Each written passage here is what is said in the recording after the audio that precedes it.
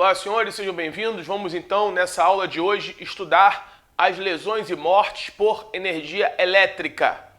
Nós vamos então, inicialmente, lembrar que a energia elétrica é uma espécie de energia física, só que física não mecânica. Energia física não mecânica porque, para ser transferida entre dois corpos, ela não depende, entre dois pontos, melhor dizendo, ela não depende do movimento dos corpos. Na energia elétrica, ela vai ser transferida pela vibração dos elétrons. E o que são os elétrons? O elétron é a partícula, é a carga negativa da matéria. A matéria, o átomo, ele é composto por cargas positivas, os prótons, e os elétrons, que são as cargas negativas. Os prótons ficam no núcleo do átomo, junto com os nêutrons. E orbitando na órbita atômica ficam os elétrons. Normalmente, esse composto, esse átomo, ele é eletricamente neutro, ou seja, a quantidade de elétrons e a quantidade de prótons é a mesma. Quando a quantidade de elétrons é maior que a quantidade de prótons, ele é carregado negativamente. Quando a quantidade de prótons é maior que a quantidade de elétrons, ele é carregado positivamente. Então, senhores, aqui na sua tela, você vai ver agora uma estrutura atômica, uma estrutura de um átomo. Como você pode ver, no núcleo do átomo vão estar os prótons e os nêutrons. E orbitando ao redor do núcleo estão os elétrons. O elétron é a carga negativa daquela matéria. Prótons e elétrons. Qualquer átomo ou agrupamento atômico que apresentar desequilíbrio de cargas elétricas, isto é, apresentar diferenças entre o número de prótons, carga positiva, e o número de elétrons, carga negativa, será denominado íon.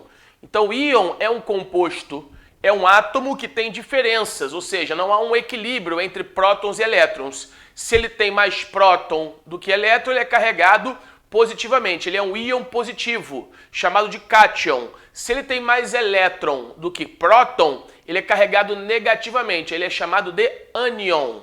Ora, esses conceitos da física são importantes para você ganhar base em medicina legal. Então, na tela, mais uma vez, dependendo da partícula excedente, foi o que eu acabei de falar, prótons ou elétrons, os íons podem ser positivos, quando tem mais próton que elétron, ou negativo, quando tiver mais elétron que próton, sendo os primeiros originados pela remoção de elétrons. Então, toda vez que esse corpo carregado, esse átomo carregado eletricamente, ele perde elétron, esse elétron sai do átomo, quando ele perde a carga negativa, que é o elétron, ele fica carregado positivamente. Por quê? Porque ele vai ter, volta para mim, por favor, ele vai ter mais prótons do que elétrons. E aí ele é carregado positivamente, ele é chamado de cátion.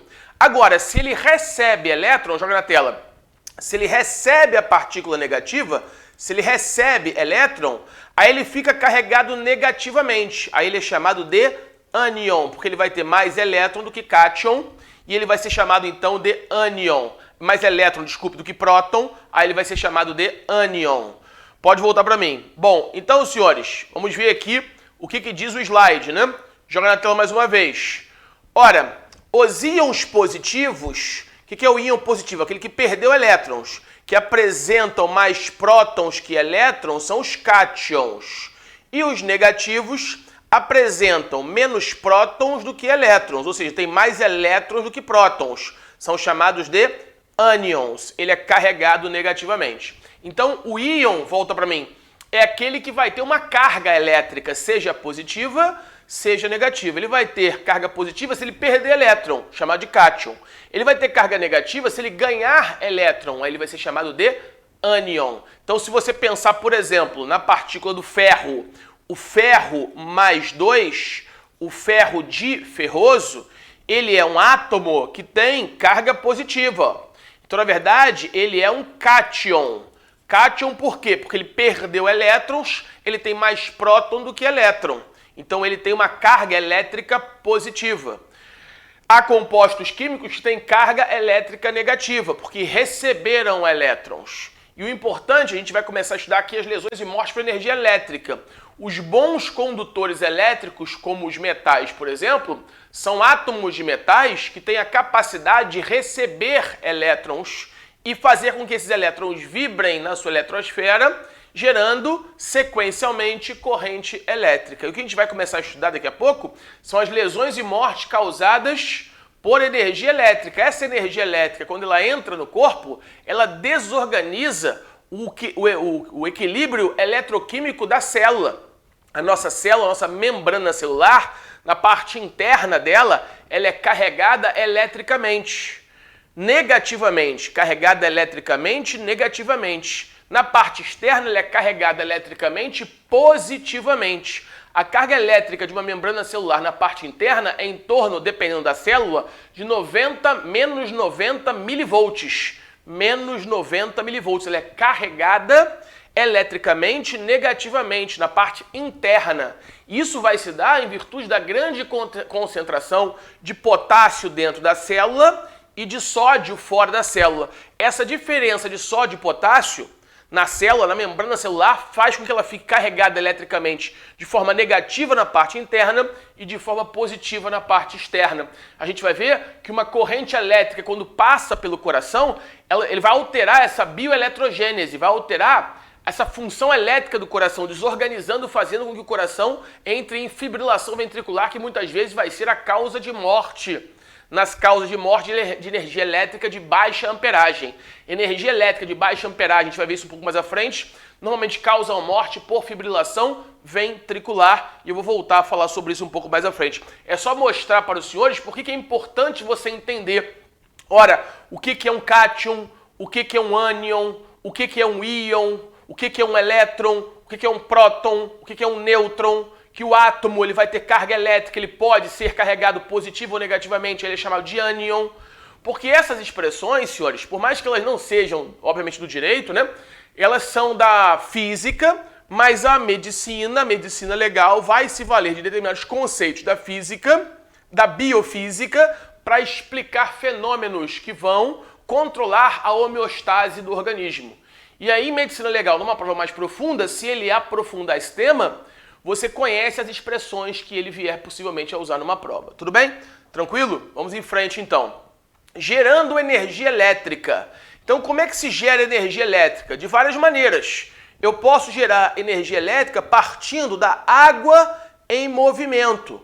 As usinas hidroelétricas, do ar em movimento, das usinas eólicas, dos elétrons em movimento, do calor em movimento, das usinas térmicas, das usinas elétricas, das ondas em movimento. Ou seja, eu tenho uma energia mecânica, que é o vento em movimento, que é a temperatura, energia térmica, a variação de temperatura, o vapor, a pressão gerada pelo vapor em movimento, transformada em energia elétrica. Então, eu vou pegar alguma forma de energia, como por exemplo a energia mecânica da água em movimento. A água em movimento, ela gera uma energia mecânica, ela está em movimento, ela vai passar por uma pá, essa pá vai girar, vai entrar em atrito com outro material, vai gerar ali uma diferente potencial elétrico, gerando ali uma corrente elétrica que vai ser armazenada num acumulador de energia, que depois vai ser transmitido por fios de alta tensão para iluminar, por exemplo, aqui o estúdio, a sua casa, o local onde você estiver. Ou seja, joga na tela, por favor. Deve haver transferência de uma energia, de uma fonte de energia, como, por exemplo, energia mecânica. A energia mecânica é a água em movimento, sendo transformada em outra forma de energia, que é a energia elétrica, ok? Numa usina hidroelétrica, Então, geradores elétricos transformam alguma forma de energia, no meu exemplo, a mecânica, em energia elétrica. Tranquilo? Vamos em frente. Aqui, ó, eu vou represar a água, como você está vendo aí na imagem.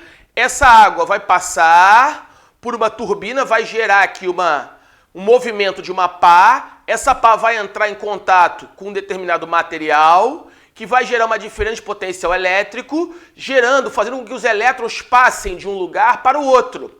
E vai ser gerado, então, aqui uma corrente elétrica. Essa corrente elétrica vai ser direcionada por esses condutores elétricos numa usina, em torres de transmissão, até chegar à sua casa. Ou seja, eu estou transformando energia mecânica da água em movimento em energia elétrica. Tranquilo? Aqui, nessa imagem, estou transformando a energia do vento, o vento gira essas pás, gera uma energia mecânica. Essa energia mecânica, então, é transformada em energia elétrica numa energia, então, chamada de eólica. Energia eólica, ok? Muito bem. E aí, senhores, entra o conceito de condutor elétrico, né? Como eu falei há pouco, determinados materiais são bons condutores elétricos, principalmente os metais, o cobre, o ouro, a prata. Determinados metais, o alumínio, são bons condutores elétricos. Por que são bons condutores elétricos? Porque tem facilidade de perder elétron, tem facilidade de transferir elétron. Ora, outros átomos, outras substâncias, como por exemplo a borracha, como a cerâmica, têm dificuldade de perder elétron. Então são maus condutores elétricos. Então, para você ter condução de energia elétrica, você precisa ter um material que tem a facilidade, essa propriedade física de transferir elétron da sua camada, da sua eletrosfera dentro daquele átomo. E por que é importante a gente saber isso? Porque o corpo humano, que é o fim do nosso estudo, é um bom condutor elétrico. O nosso corpo ele tem grande amplitude, ele tem vasos sanguíneos, ele tem uma trama vascular, ele tem água, ele tem sais minerais, ele tem uma série de compostos químicos que tem facilidade de perder carga elétrica. Ou seja, o nosso corpo é um excelente condutor elétrico. Por isso que muitas vezes quando você toca sem que os pés, por exemplo, estejam protegidos, um fio desencapado, você vai tomar um choque. Aquela corrente elétrica vai passar pelo seu corpo, vai entrar e possivelmente, se você estiver aterrado em algum lugar, ela vai sair do seu corpo. Essa passagem dessa corrente elétrica pelo corpo pode levar a pessoa à morte, é isso que nós vamos estudar daqui a pouco. Tranquilo? Muito bem, vamos em frente então. Aqui os condutores elétricos, né? Fios aqui isolados por borracha, porque a borracha é um mau condutor elétrico, mas fios feitos normalmente de metal, como por exemplo cobre, bons condutores elétricos. Aqui nós temos, na sequência, o corpo humano. Olha o corpo humano cheio de vasos sanguíneos, cheio de uma rede de capilares, água, sais minerais, ou seja, todos esses materiais que são bons condutores elétricos. Quando uma corrente elétrica, então, passa por aqui, ó, ela vai atravessar o nosso corpo com facilidade, porque o nosso corpo é um bom condutor elétrico,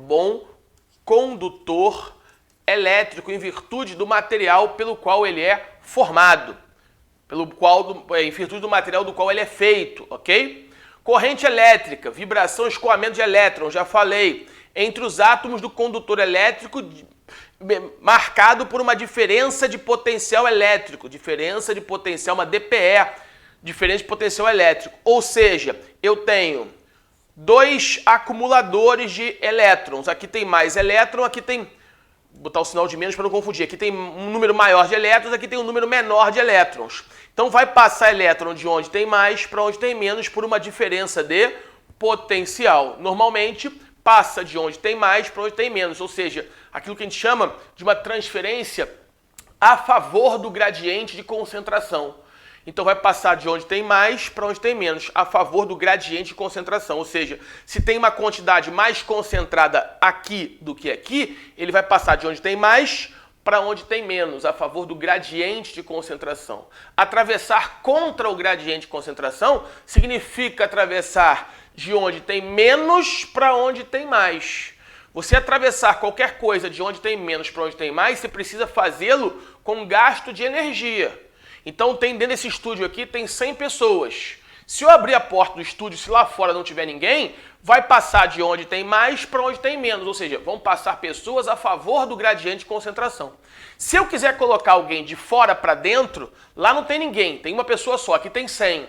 Eu quero que essa pessoa que está lá fora entre.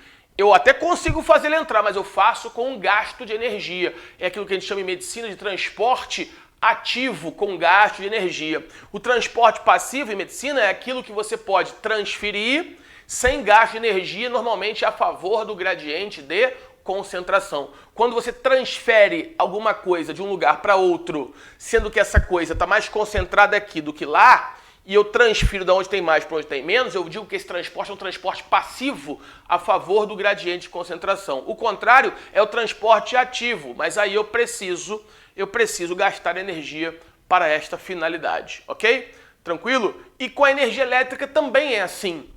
Com a energia elétrica, eu vou passar onde tem mais elétron para onde tem menos elétron, escoando essa corrente elétrica. Isso que até que essas fontes entrem em equilíbrio, como o slide aqui quer apresentar, tudo bem? Se você pensar numa análise hidrostática, né, com água, se aqui eu tenho um vaso cheio de água, se eu abrir aqui esse registro, eu vou passar a água de onde tem mais para onde tem menos, ok? Onde tem mais para onde tem menos, até que se atinja o equilíbrio hidrostático. Com os elétrons é a mesma coisa. Passa de onde tem mais elétron para onde tem menos elétron. Bom, todos os corpos, outro ponto importante é você lembrar que todos os corpos, todas as matérias, toda a matéria, todos os corpos são atraídos para o centro da Terra, inclusive os elétrons. Então, se, por exemplo, volta para mim, se eu soltar essa caneta aqui, ela vai cair. A lei da gravidade puxa tudo para o centro da Terra. A Terra, o centro da Terra é o grande ímã, é aquele ponto que vai atrair tudo que está na Terra, pela lei da gravidade, inclusive os elétrons. Então, o grande escoador de elétrons na Terra, no planeta Terra, é o centro da Terra. De maneira que os elétrons também vão escoar para o centro da Terra. Outra informação importante. Bom, e aí, senhores, nós estamos diante de uma faísca elétrica. Ou seja, uma faísca elétrica é uma energia elétrica de origem natural ou cósmica. Só que aqui começa, efetivamente, os pontos de questões de prova em medicina legal. Uma faísca elétrica dessa aí, entre duas nuvens carregadas que se aproximam por diferença de potencial, correntes elétricas passam entre nuvens, gerando raio. Corrente elétrica entre a Terra e a nuvem. Então o raio sai da Terra em direção à nuvem. É mais difícil de ver, mas acontece. Alguns autores chamam isso de fogos de Santelmo. Está no livro do Genival Veloso de França. Dalton Cross vai chamar isso de fogos de Santelmo. Então é o raio que sai da Terra para a nuvem. Então existe raio da Terra para a nuvem, existe raio da nuvem para a Terra, existem raios entre as nuvens por diferença de potencial elétrico. O problema é que, por muitas vezes, esses raios atingem o ser humano. E atingindo o ser humano vão causar muitas vezes a morte. E aí vem a pergunta de prova, né? Como é que é o nome das lesões causadas por energia elétrica quando essa energia elétrica for de origem natural ou cósmica? Aí você vai lembrar desse nome aqui, ó. Joga na tela, por favor. Eletrofulguração. Eletrofulguração. Então, eletrofulguração é a nomenclatura usada na doutrina para as lesões causadas por energia elétrica de origem cósmica. De origem cósmica ou natural. Cósmica ou natural é a faísca elétrica que você está vendo aí na sua tela. Alguns autores vão diferenciar a eletrofulguração da eletrofulguração da eletrofulminação. Eletrofulguração da eletrofulminação. Ora, então, pode voltar para mim. O que seria a eletrofulminação? Seria quando a energia elétrica, para alguns autores, quando a energia elétrica de origem cósmica ou natural causasse a morte. Então, aquele raio, aquela faísca elétrica atingiu o indivíduo e o levou à morte. Eletrofulminação. Aquele raio atingiu a vítima e não causou a morte. Você vê algumas vezes, é muito comum até em campos de futebol, clubes de futebol, né? Em descampados, eles estão treinando num campo de grandes dimensões, dias de chuva, às vezes cai um raio no campo, atinge aquela descarga elétrica, ainda que não tenha atingido diretamente, mas o seu campo elétrico vai atingir um jogador que vai ter um desmaio súbito, perda momentânea de consciência, depois ele retoma a consciência e sai dali andando. Então, lesões causadas por energia elétrica que não cause a morte são eletrofulguração. Então, a eletrofulguração quando não causa a morte, a eletrofulminação quando causa a morte. É bem verdade que alguns autores não vão fazer essa diferença. Vão usar a expressão eletrofulguração tanto quando há a morte, quanto nas hipóteses em que também não houver a morte. Agora, ele também pode perguntar a você sobre joga na tela, por favor, sobre perfuração. Então, cuidado com essa pergunta que já foi questão para delegado do Rio de Janeiro. Eletroperfuração. Não se confunde eletroperfuração com eletrofulguração com eletrofulminação. Aqui nós temos um slide sobre isso, tá? Tá aí na sua tela, ó. Eletrofulminação quando não causa morte, já falei. Eletrofulminação quando causa morte. Eletrofulguração quando não causar a morte. Agora, o que seria eletroperfuração? Vamos lá, vamos falar sobre isso. Ora, senhores, as nossas células, pode voltar aqui para mim, elas são compostas, que é a unidade fundamental da vida, nós temos trilhões de células. Essas células, elas são divididas, você aprende isso lá no nível médio, em determinadas partes da célula. Então, a célula eucarionte, que é a nossa, que é aquela célula cujo material genético está envolto em membrana nuclear, essa célula tem uma membrana plasmática.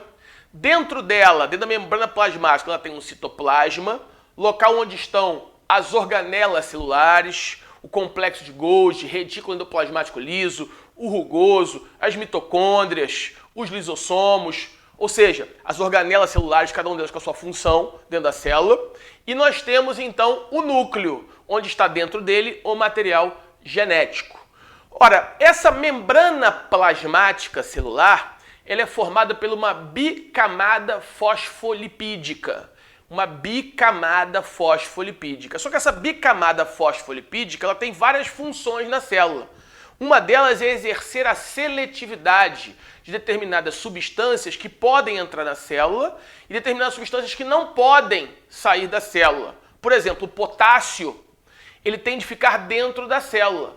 Muito potássio fora da célula pode gerar um fenômeno que é a hiperpotassemia. Isso pode ser fatal por gerar, por exemplo, dentre outras complicações, fibrilação ventricular.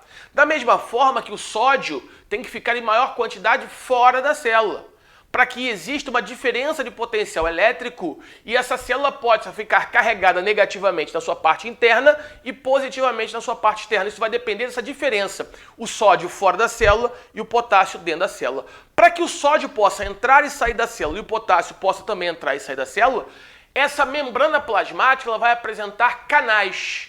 Canais de sódio, voltagem independente. Canais de potássio, voltagem independente. Por que são canais de sódio, canais de potássio, voltagem independente? Porque eles se abrem ou se fecham a partir de diferença de potencial elétrico gerado entre a membrana na sua parte interna e na sua parte externa a partir da despolarização da membrana. A membrana vai sofrer um processo de despolarização e esses canais vão se abrir e vão se fechar. Então existe toda uma orquestra de abertura e fechamento desses canais de sódio, potássio, voltagem independente que permitem com que o potássio fique dentro da célula e o sódio fique fora da célula. O problema é que, por vezes, uma corrente elétrica vai atravessar essa célula. E quando essa corrente elétrica, a pessoa foi atingida por uma descarga elétrica de origem industrial, de origem cósmica ou natural, essa corrente elétrica vai passar pela célula. Ora, joga na tela, por favor. Olha aqui os canais de sódio, potássio, voltagem independente. Então, esses canais aqui vão se abrir e fechar para que possa entrar sódio, possa sair potássio. Depois, o potássio ser recapturado para dentro da célula e o sódio que entrou possa sair de dentro da célula, formando aquilo que a gente chama de bioeletrogênese da célula. Muito bem. Só que esses canais, esses poros, eles têm um determinado diâmetro. Vamos imaginar que o diâmetro seja esse aqui, ó. Seja esse aqui. E aí a célula foi atingida, vamos imaginar que foi atingida por uma corrente elétrica. Corrente elétrica atingiu a célula, ocasionando o alargamento desses poros. Então esses poros aumentaram de tamanho. O que você acha que vai acontecer se esse poro aqui, ó, esse poro da célula, esse canal da célula aumentar de tamanho?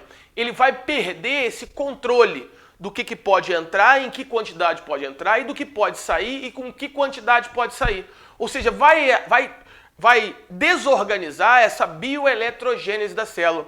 Essa função de formação de potenciais elétricos na célula, que são responsáveis por uma série de funções celulares que não vou entrar aqui para não aprofundar mais nesse nível, porque isso aí só numa aula de fisiologia num curso de medicina que você estudaria. Então o objetivo também não é esse.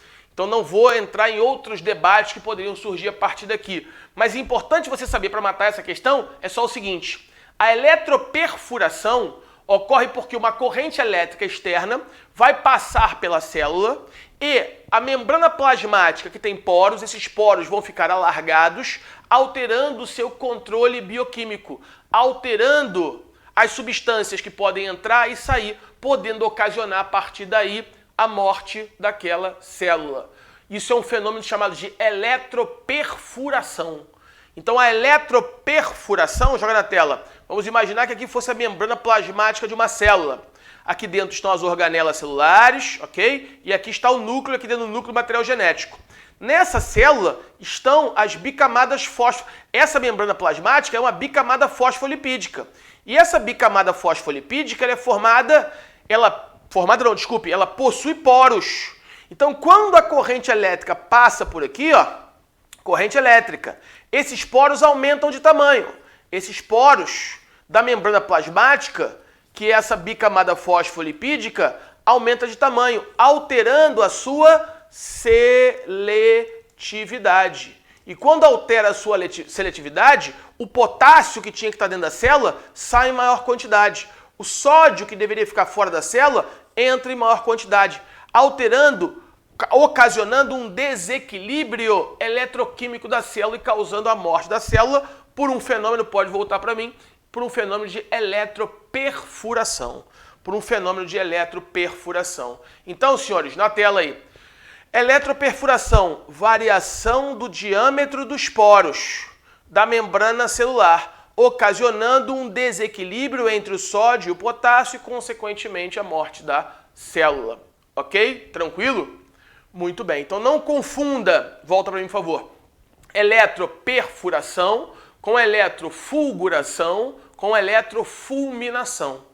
Eletrofulminação ocorre a morte, eletroperfuração é o alargamento dos poros, dos canais de sódio e potássio voltagem independente que estão na bicamada fosfolipídica, que é a membrana plasmática, alterando a sua seletividade, alterando a organização entre sódio e potássio, ocasionando um desequilíbrio bioeletroquímico da célula, alterando a sua bioeletrogênese e, consequentemente, ocasionando a morte daquela célula. É óbvio que eu estou te explicando aqui de uma forma mais profunda, talvez, a depender de quem seja o examinador, nem ele saiba, né?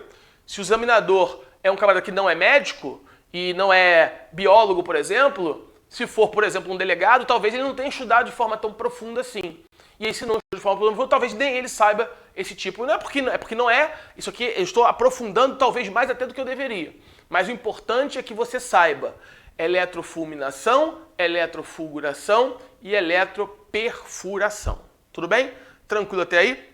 Legal. Então, vimos aqui o chamado as lesões e mortes por energia elétrica de origem natural ou cósmica. Outro ponto importante aqui, ó, nessa análise é esses 3 pontos que eu vou falar aqui com você. 3 informações importantes referentes ao percurso da corrente elétrica. Você vai gravar 3 premissas para a gente fechar esse primeiro bloco.